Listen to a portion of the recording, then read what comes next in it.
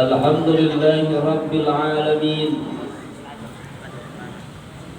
الذي جعل الصلاة معراج المؤمنين. أشهد أن لا إله إلا الله الملك الحق المبين، وأشهد أن سيدنا محمدا عبده ورسوله صادق الوعد الأمين.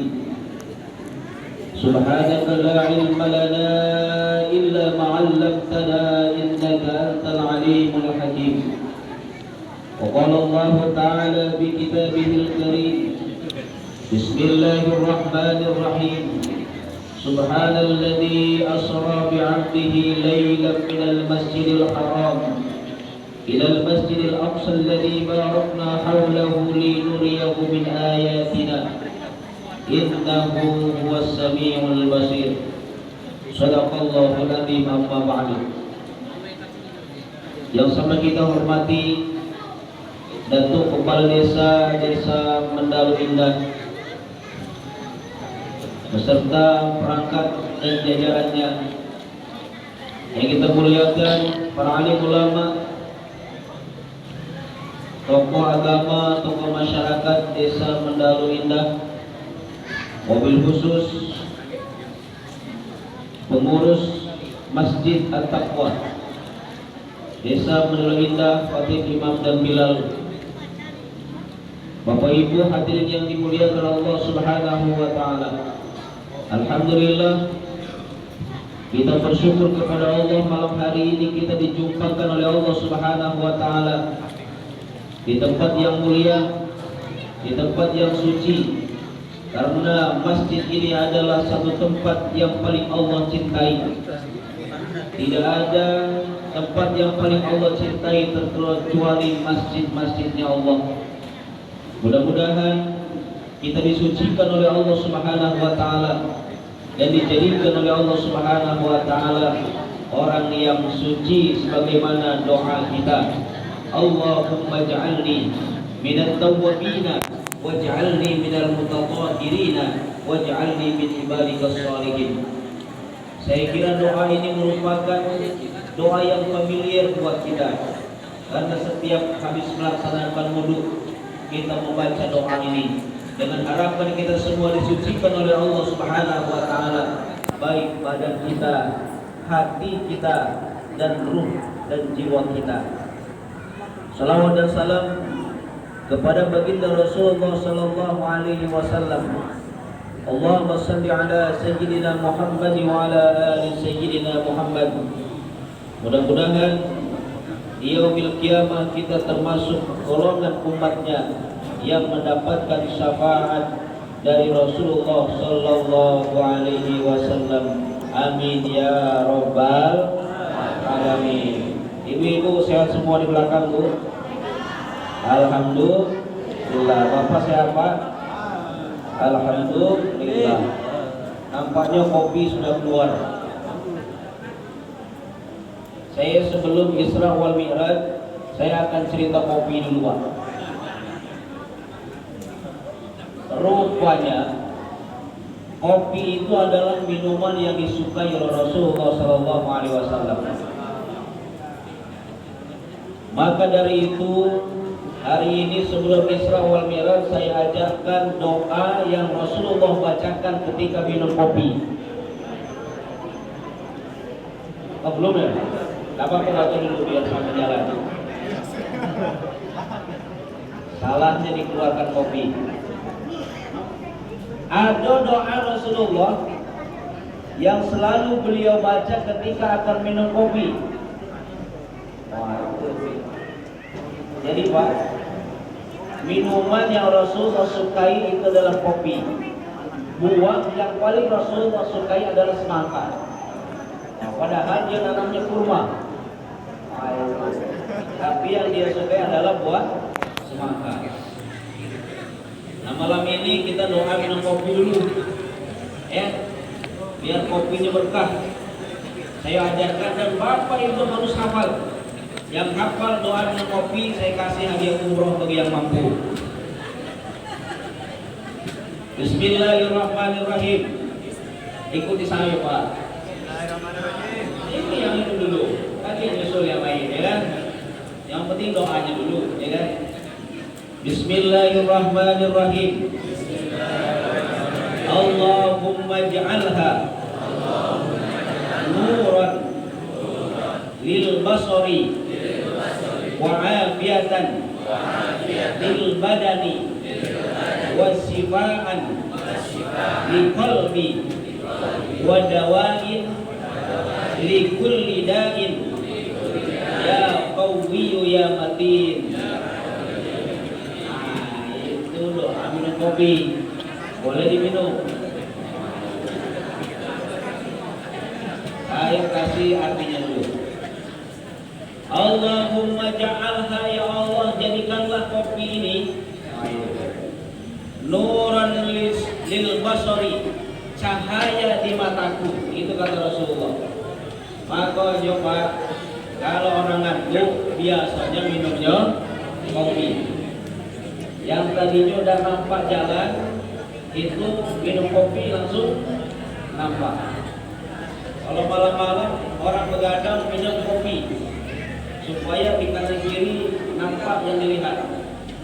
Itulah makanya Rasulullah doanya begitu. Allahumma ja'alha nuran lil basari. Ya Allah jadikanlah kopi ini cahaya di mataku. Tengok Pak, kalau yang sudah minum kopi matanya besar. Wa afiyatan lil badani, kata Rasulullah, ya kan? Dan menjadi sehat di badanku, itu kata Rasulullah. Wa shifaan li qalbi, dan obat untuk apa? Li qalbi, untuk hatiku, kata Rasulullah. Wa dawain li kulli da'in, dan semua obat dari seluruh penyakit. Insyaallah Pak. Masya Allah dikasih juga banyak. Porsinya lebih banyak. Itulah keuntungan berceramah seperti itu Pak. Karena dikasih kopi, kita kopi dulu. Wadawain likulli da'in, dan penyembuh dan dari segala penyakit.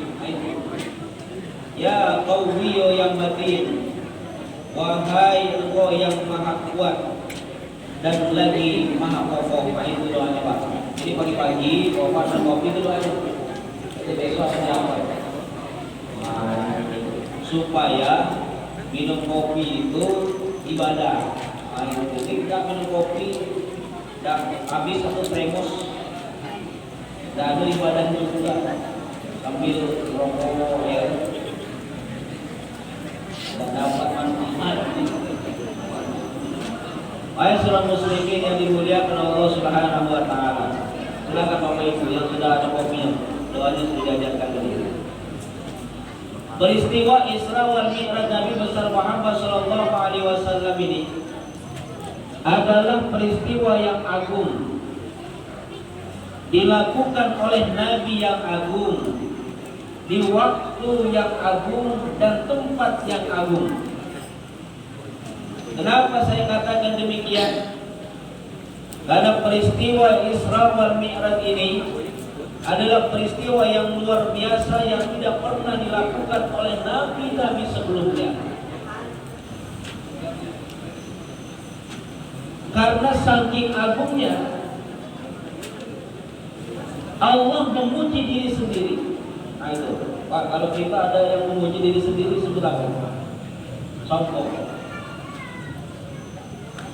Kalau Allah pantas memuji diri sendiri, karena peristiwa ini memang begitu agung.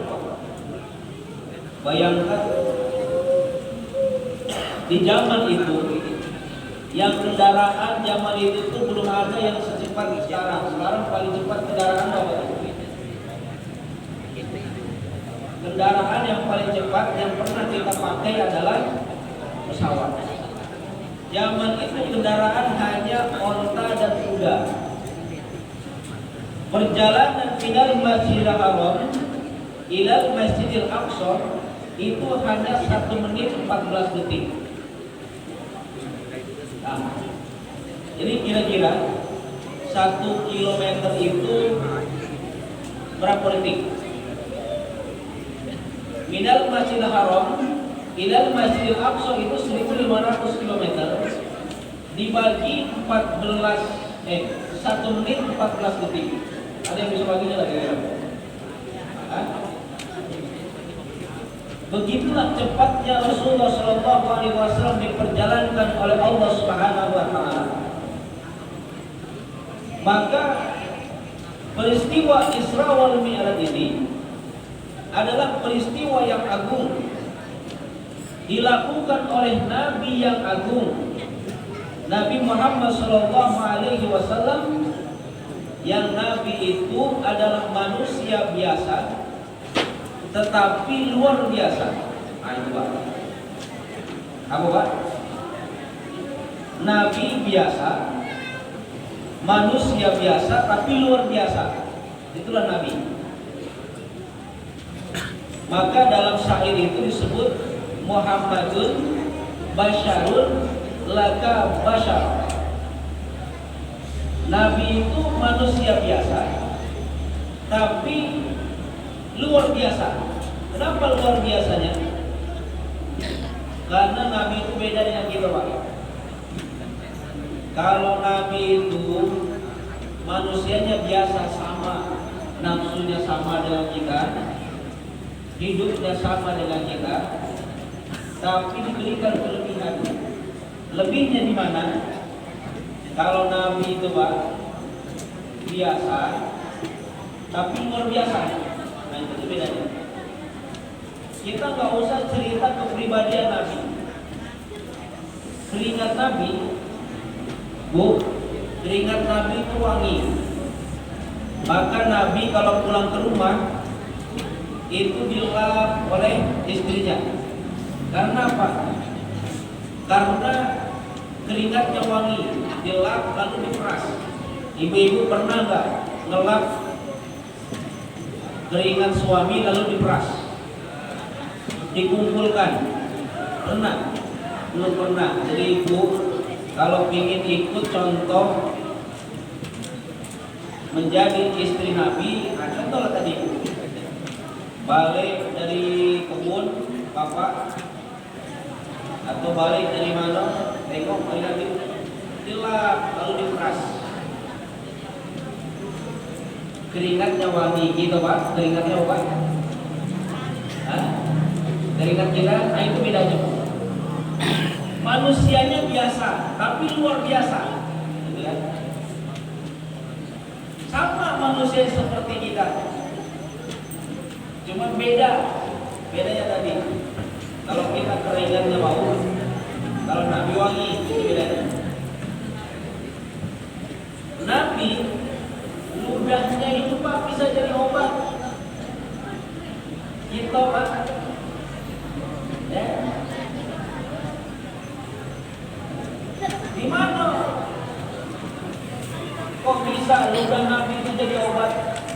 Dalam cerita itu Pak Bu, Nabi itu ketika hijrah ke kota Madinah, dia kan ketika dikejar oleh panglima Quraisy, dia bersembunyi di Gua Tur atau Jabal Tur. Di sana ketika Rasulullah akan masuk, lalu Abu Bakar yang terdahulu masuk ke dalam gua itu. Rupanya dalam gua itu penuh dengan binatang, termasuklah kalajengking. Karena Abu Bakar yang terdahulu masuk ke situ, disengatlah jari dari Abu Bakar tadi Pak. Namanya disengat kalajengking, pernah ada Pak? Betul. Macam mana rasanya disengat kalajengking itu?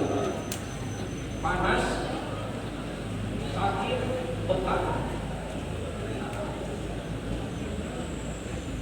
Begitu masuk ke dalam gua, lalu disengat kalajengking, keluarlah Abu Bakar tadi. Begitu keluar Abu Bakar tadi, mengeluarkan air mata. Ditanya oleh Rasulullah, "Hai Abu Bakar, kenapa kau menangis?" "Tidak ya Rasulullah,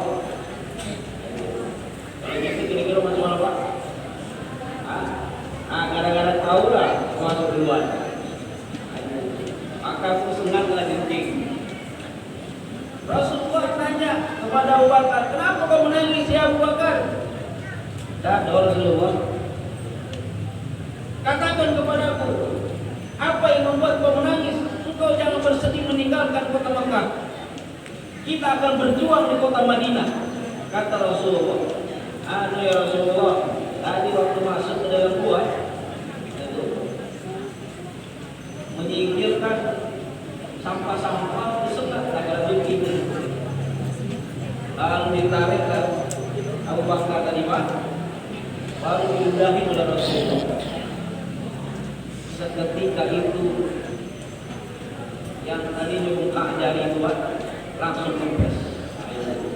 Oke, kalau ada tukang yang kerja di sini bangun masjid ini, itu disengat, lipat atau kalau jengking, coba lah Pak dan bakal ke bawah itu. Mana ada buka tes? Belum diludahi lari. Lagi ludah kita itu tidak seperti ludah Rasulullah. Begitulah kehebatan dan keagungan Rasulullah SAW. Kemudian diberangkatkan Rasulullah dari Masjidil Haram ke Masjidil Aqsa sampai ke Sidratul Muntaha, di tempat yang Allah berkahi, di waktu yang agung, dan bertemu dengan Allah di tempat yang agung. Sidratul Muntaha itu tempat tidak pernah ada kekufuran di dalamnya, tidak ada pernah kefasikan, tidak pernah di sana ada orang-orang yang berbuat maksiat.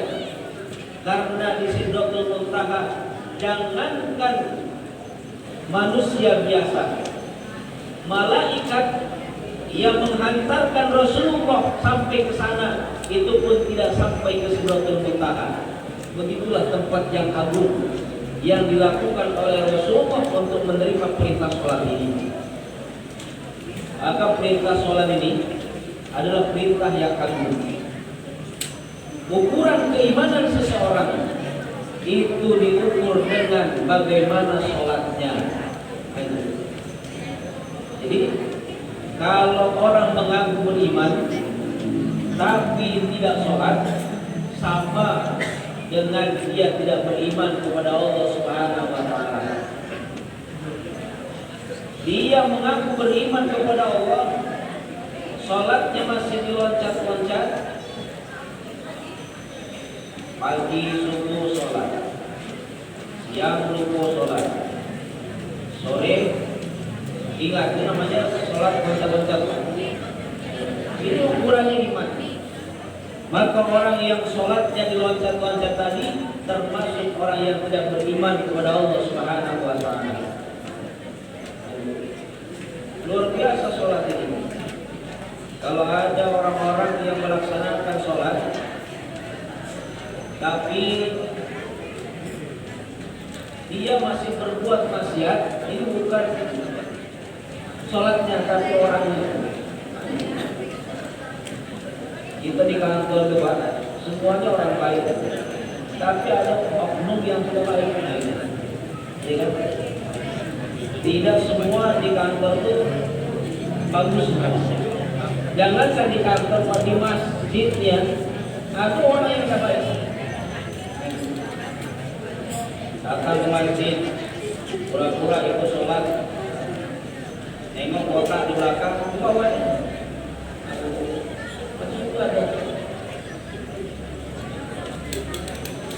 Itulah sholat yang Allah perintahkan kepada kita. Maka jangan main-main kita dengan sholat. Apapun yang kita lakukan, apapun profesi kita, sholat kita ini Pak harus kita tingkatkan. Kapan saja, di mana saja, itu wajib kita melaksanakan ibadah sholat. Bapak harus saling mengingatkan dengan ibu, ibu juga mengingatkan dengan bapak. Kalau ibu tertidur, bapak yang mengingatkan. Ibu tertidur, belum sholat, kamu sholat.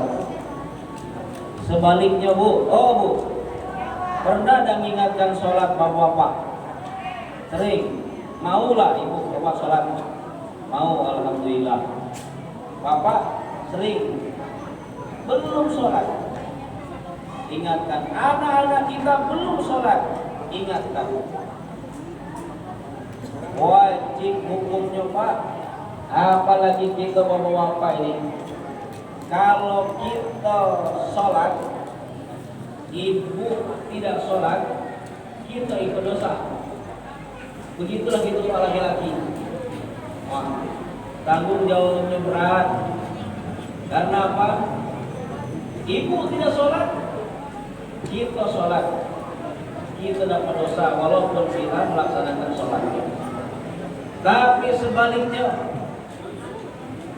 bapak tidak sholat, ibu sholat, ibu tidak menanggung dosa bapak. Nah, itu beda dengan enak dia nih, ibu dia, ya kan?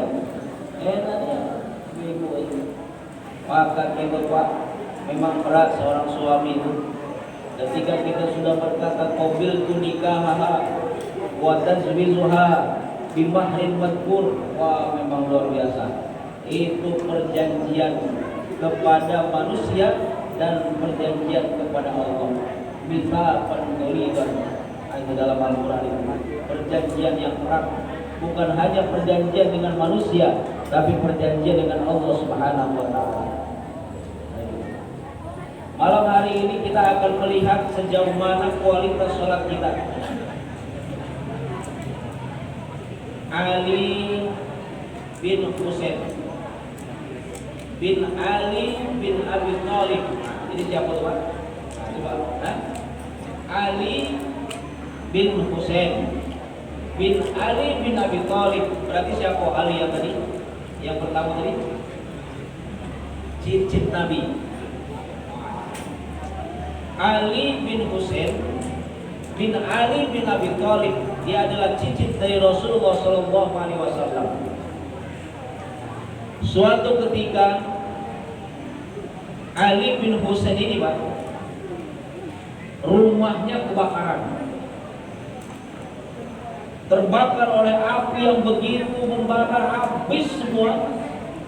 Dia sedang melaksanakan sholat. Di luar sana terdengar, "Hai Ali, ada api. Wahai Ali, ada api." Tapi Ali bin Husain tadi tidak keluar dari tempat sholatnya, tidak beranjak dari tempat sholatnya. Setelah dia selesai sholat, lalu dia berkata, "Wahai orang-orang di sekitarku, api neraka itu yang terlihat ketika aku sholat lebih berbahaya daripada apimu." Wah, Pak, itu sedang sholat, ya, rumah kita kebakaran, kira-kira bagaimana kita Pak? Ya, telat dah kita sholat macam tadi? Oh Bu, kita sedang sholat, rumah kita kebakar, mampu gak kita seperti Ali bin Husain tadi? Gak mampu. Jadi di mana kualitas sholat kita? Ini yang pertama. Ya. Selisih jauh. Maka Imam Al-Ghazali itu memberikan 3 tingkatan khusyuk dalam sholat. Nah ini nanti kita akan terlihat di mana posisi kita. Kata beliau, sholat khusyuk yang pertama itu adalah khusyuknya muqtadiin. Orang yang melaksanakan sholat, ketika dia menghadap kiblat, dia ingat bahwa dia akan melaksanakan sholat. Kemudian dia membaca takbiratul ihram, Allahu Akbar. Kemudian membaca iftitah. Setelah baca iftitah, imam membaca Fatihah. Ketika imam membaca Fatihah, kita jalan-jalan. Jalan kemana? Nah, apalagi panitia pembangunan masjid. Allahu Akbar. Imam baca Bismillahirrahmanirrahim. Anggaran kita 3,9 M. Ini dari gubernur tadi baru 5 juta. dari Banjarmasin 50 juta, oh jalan-jalan. Ada yang pernah sholat macam itu? Ada? Itu sibuk dengan pekerjaan kita. Yang di kantor sibuk dengan proyek ketika kita sholat. Ibu-ibu yang jualan kue, ingat dia. Wah, bahkan naik. Besok saya naikkan jadi 50 rupiah. Dulu orang jual kue itu 100.000, sekarang 5.000 tigo. Ibu ya, makanya kalau nanti di kota ini berkurang biasanya 4 itu kuenya. Kalau sekarang jadi tigo, itu memang begitulah pak keadaannya pak. Karena sekarang kue itu 5.000 tigo pendapatnya pak. Yang jualan ingat dengan niaganya, yang di kantor ingat dengan pekerjaan kantornya, sampai dia mengucapkan Assalamualaikum warahmatullah, Assalamualaikum warahmatullah, dia tidak ingat bahwa dia sedang melaksanakan sholat. Nah ini pak, ini busuknya muqtadiin kata Imam Al-Ghazali. Kalau kita masih begini berarti posisi kita masih di sini pak. Wah, kira-kira macam itu pak. Ada yang masih gitu? Ada? Ada kan? Ada. Jangan apa-apa. Saya yang kata orang ustaz masih macam itu pak. Iya. Allahu Akbar. Ayo besok jadwal takwa. Besok lagi jadwal di mana tuh itu? Di Marosebo. Besok malam lagi jadwal di Stilis. Habis itu ke Sabah lagi. Habis itu malam Senin di sini. Iya kan? Itu Ustaz, itu jadwal ketika sholat. Hah? Itu itu namanya khususnya muqtadiin, orang yang masih belajar sholat. Ibu macam itu. Kadang-kadang kita bu barang yang hilang ketika sholat ingat, betul apa enggak? Itu berarti khususnya masih tingkatan yang paling rendah, banyak lalainya. Maka kata Allah dalam Al-Quran, fawailul lil musallin alladzina hum an salatihim sahun, adalah orang yang begini nih. Nauzubillahi min dzalik. Orang yang begini nih, orang yang dia menghadap kiblat, dia mengucap takbir, dia membaca Fatihah, tapi hati dan pikirannya lalai. Ini yang disebut dengan fawailul lil musallin alladzina hum an salatihim sahun. Kita melaksanakan sholat saja, ketika kita lalai kepada Allah, ketika menghadap kiblat, melaksanakan sholat, kita masih tergolong fawailul lil musallin. Apalagi orang yang tidak melaksanakan sholat. Bayangkan Pak, itu baru orang yang melaksanakan sholat, tetapi tingkatan khususnya yang paling rendah. Kemudian yang kedua, kata beliau, khususnya abidin. Abidin itu bukan nama orang Pak. Tingkatan yang kedua adalah khususnya abidin. Khusus orang yang melaksanakan sholat, dia mulai menghadap kiblat, dia ingat kepada Allah.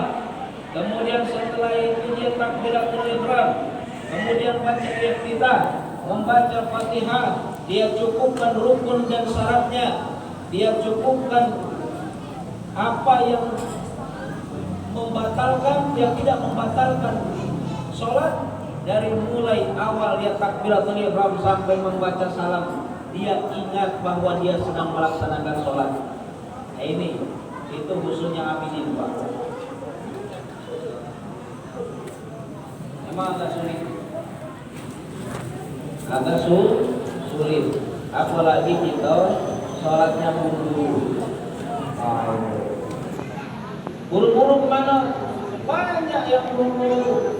Pagi ibu nak pergi ke pasar, salat subuhnya buru-buru. Apalagi di rumah nak ada acara, bentar lagi sudah mau puasa. Itu banyak orang yang mengadakan doa di rumah. Pagi berangkat ke pasar, ibu buru-buru sholat. Yang dipikir itu bukan sholatnya, yang dipikir dari nota itu, beli bawang, beli cabai, beli beras, beli daging, beli itu. Sampai dia selesai melaksanakan sholat, dia tidak ingat sedang melaksanakan sholat.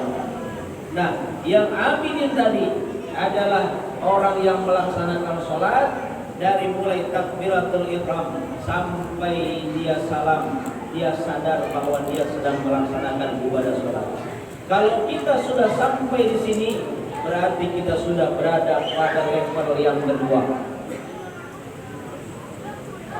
Level yang kedua kita melaksanakan sholat. Lalu yang berikutnya apa?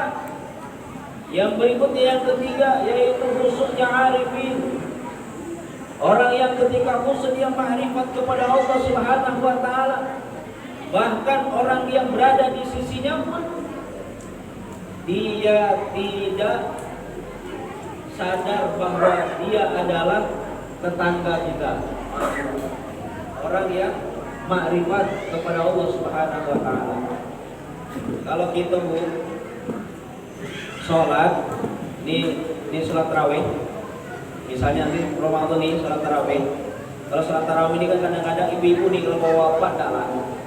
Kalau ibu-ibu itu biasanya jangankan namo tetangga tadi, baju yang dia pakai tetangga kita nih itu hafal ketika dia sholat di pinggir kita. Bahkan mukena yang baru dipakai oleh tetangga kita, ingat dia ketika dia sholat. Ini Allahu Akbar. Imam baca Bismillahirrahmanirrahim, Alhamdulillahirabbil alamin. Masih anu di sebelah ini. Nampaknya mukenanya baru. Kan? Nah, ini Pak. Ini adalah orang yang melaksanakan sholat tapi lalai dalam sholatnya. Kalau kita dah apa? Insya Allah bapak jika begitu pikir.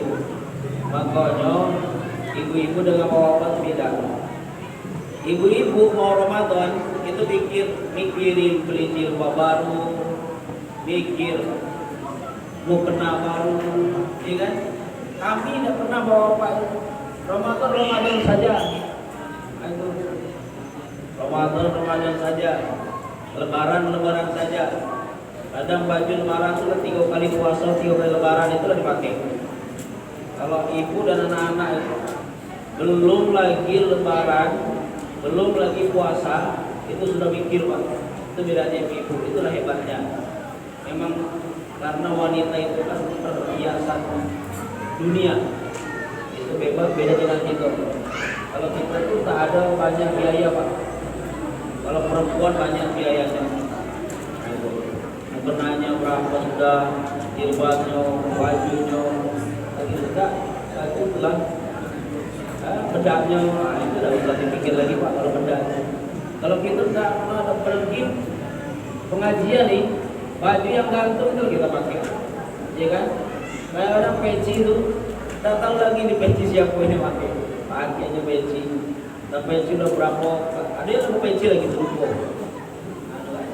Bawa peci itu kalau ibu kan enggak, memang perhiasan dunia wanita kata Rasulullah SAW. Maka khusyuk di dalam sholat inilah yang kita berusaha bagaimana kita meningkatkan tadi.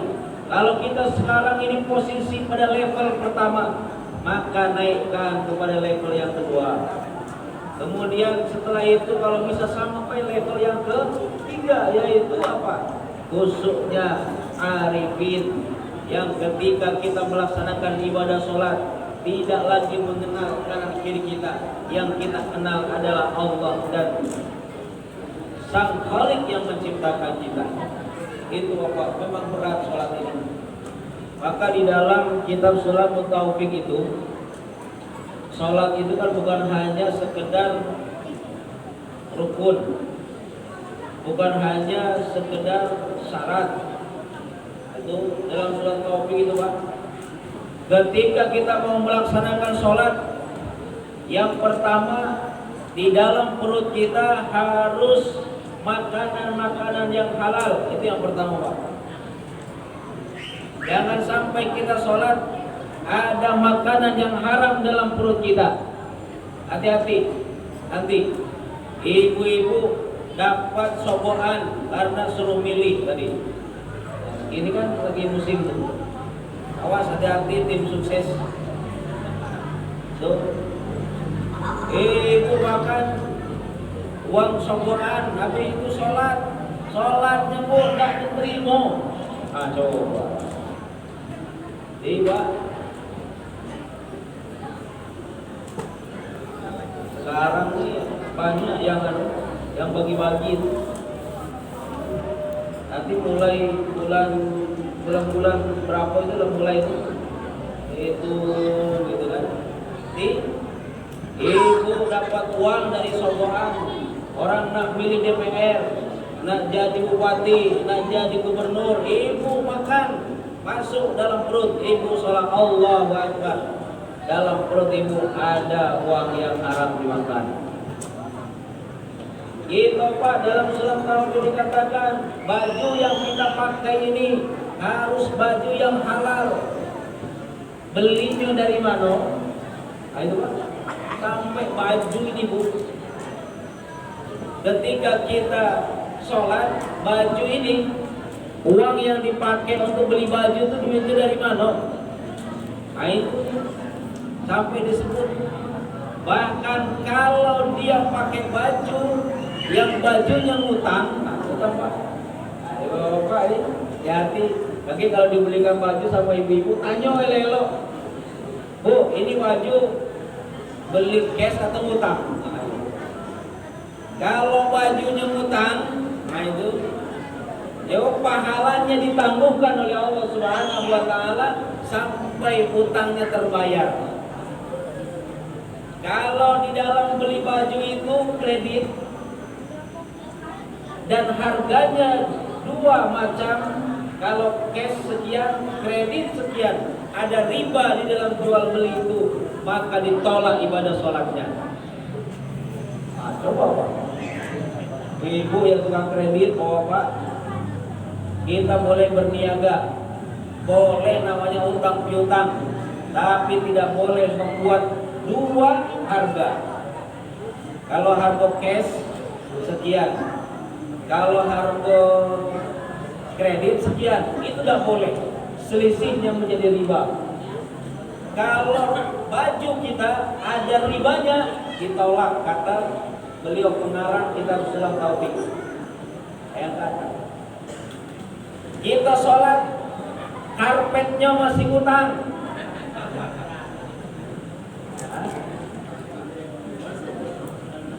Jadi hati-hati Pak. Kemarin ada yang bertanya dengan saya, panitia masjid, kini ada bank itu yang menyediakan talangan untuk pembangunan masjid Pak. Berapa ratus juta dia siap menyelesaikan masjid itu, habis itu umat nyicil ke bank. Menurut ulama qadim haram hukumnya.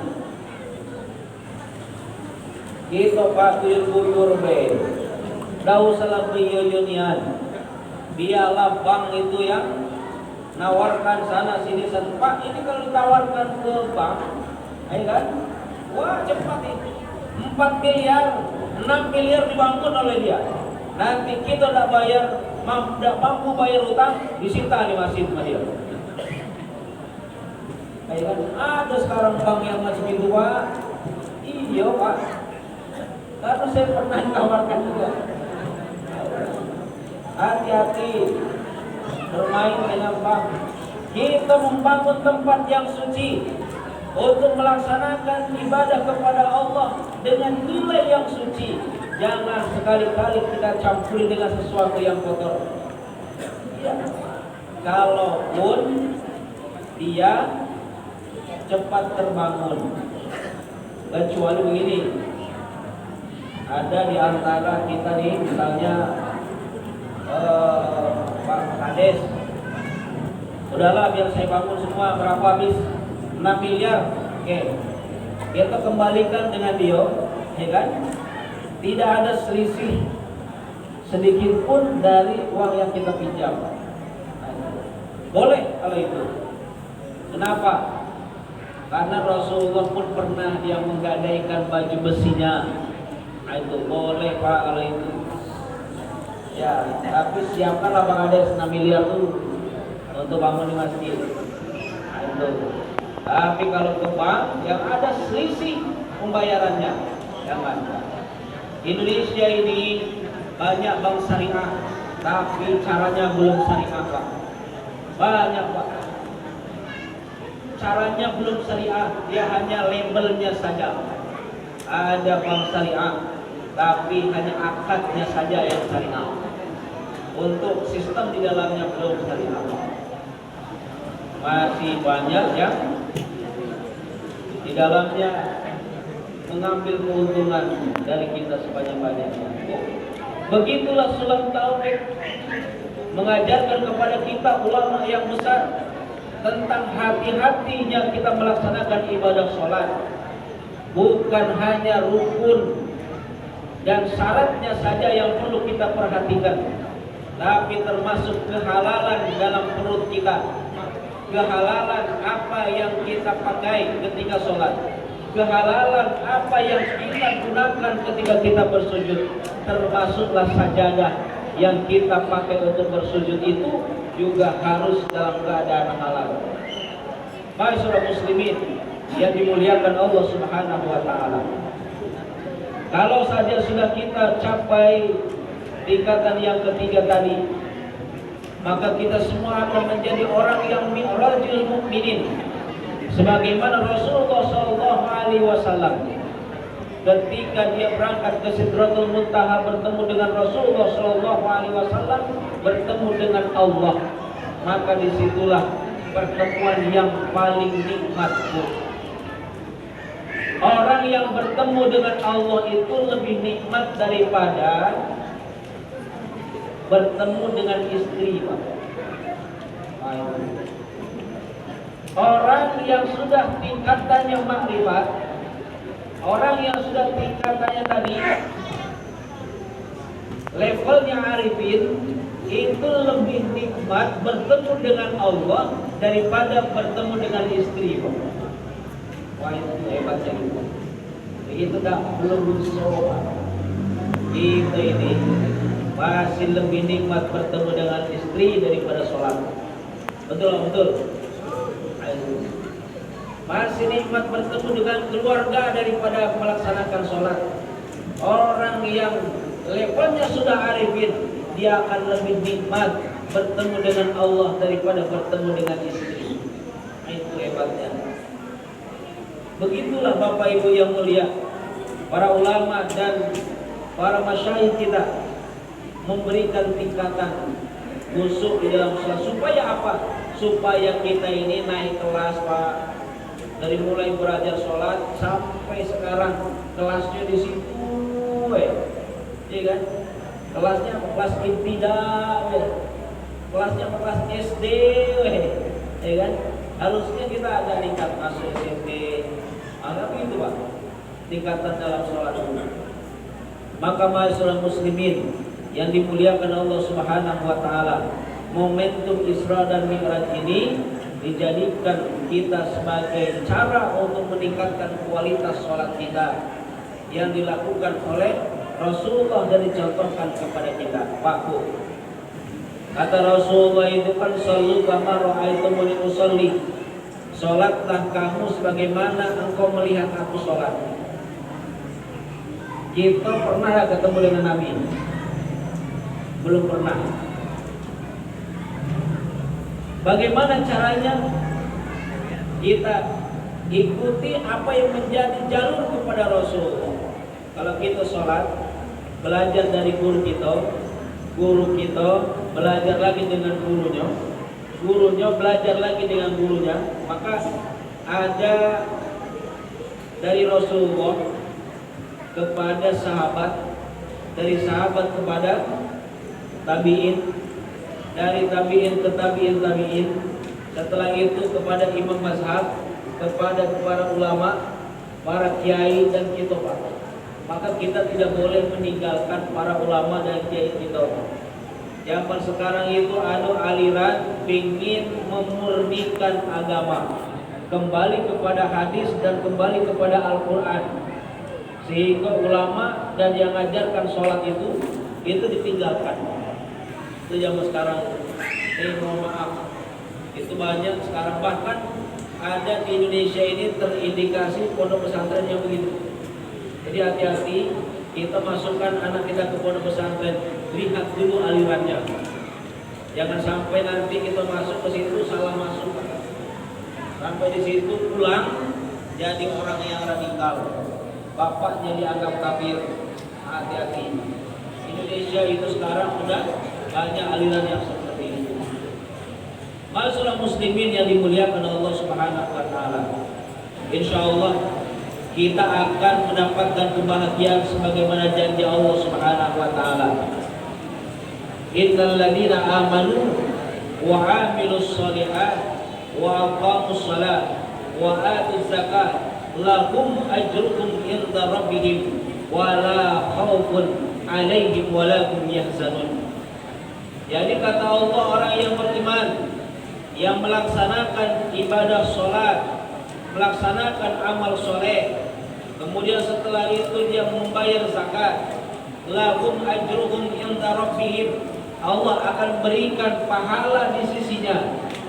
Lahum ajruhum 'inda rabbihim wa la khaufun, Allah akan hilangkan dia dari kekhawatiran dalam hati. Kenapa sekarang banyak orang yang khawatir? Khawatir tidak makan, khawatir anaknya tidak dapat pekerjaan, Pak.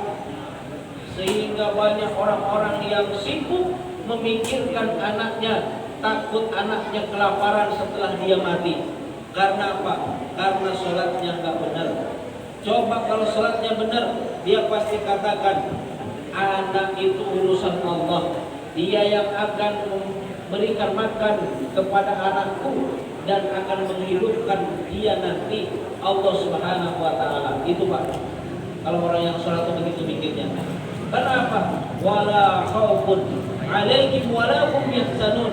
Orang yang sholat itu Pak akan dijauhkan dari kesedihan. Orang yang sholat hatinya itu akan dijauhkan dari sifat sedih Pak. Insya Allah orang yang sholat itu nggak sedih. Kalau ada orang sholat sedih berarti lagi ada masalah.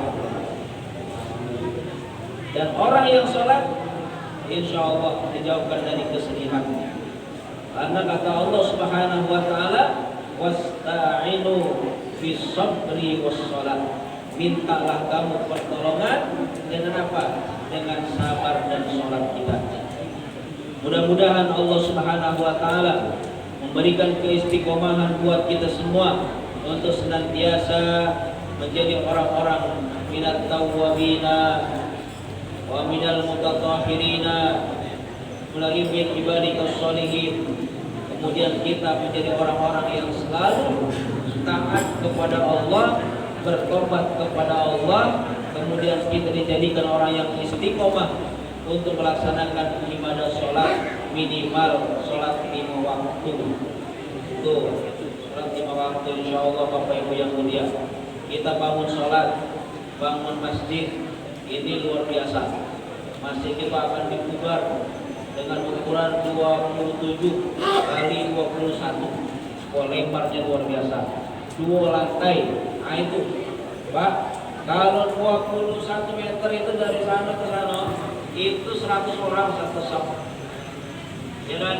Jadi kalau ada 1 orang cuma 1 saf, belakangnya masih panjang. Nah itu. Maka besok kita kalau sudah dibugar nih Pak, dari kejauhan sedikit sekali orang yang berjamaah, tapi ternyata hitungannya banyak. Karena apa? Karena safnya panjang. Oh Pak, kita pergi ke Masjid Istiqlal, luar biasa lebarnya. Kalau kita masuk ke sana Pak, ada 5 saf untuk melaksanakan sholat subuh, tapi ternyata limus saf itu hampir 500 orang untuk melaksanakan sholat, luar biasa. Nah, itu kita Bapak Ibu yang mulia, kenikmatan ibadah sholat itu kalau diiringi rasa serah diri, Pak. Itulah bedanya kita sholat di tanah haram dengan di sini, Pak. Kenapa? Rasa serah dirinya beda. Itu, Pak. Kalau Bapak Ibu sudah berangkat ke tanah suci, itu tidak akan pikirkan lagi harta itu pasti akan diarahkan ke sana, selalu setiap tahun. Kenapa? Karena kita lebih nikmat, Pak, di sana sholat dibandingkan sholat di sini.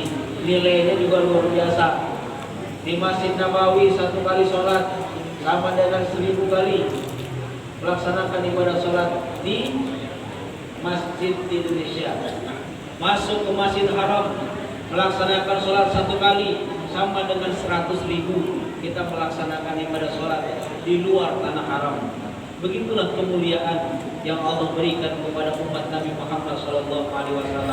Mudah-mudahan ibu semua nanti di tahun ini diberikan rezeki oleh Allah Subhanahu Wa Taala, bisa sama-sama berjamaah di Masjid Nabawi dan Masjid Haram. Amin ya Rabbal Alamin. Demikian yang dapat saya sampaikan. Semoga Allah Subhanahu Wa Taala menjadikan kita panjang umur, murah rezeki, kemudian istiqomah dalam ibadah. Itu yang paling penting, mati dalam keadaan husnul khotimah. Amin ya Rabbal Alamin. Mari kita sama-sama tutup acara ini dengan membaca doa dan bermunajat kepada Allah Subhanahu Wa Taala agar kita senantiasa diberkahi dalam hidup kita. Amin ya Rabbal Alamin. A'udzubillahi samil alim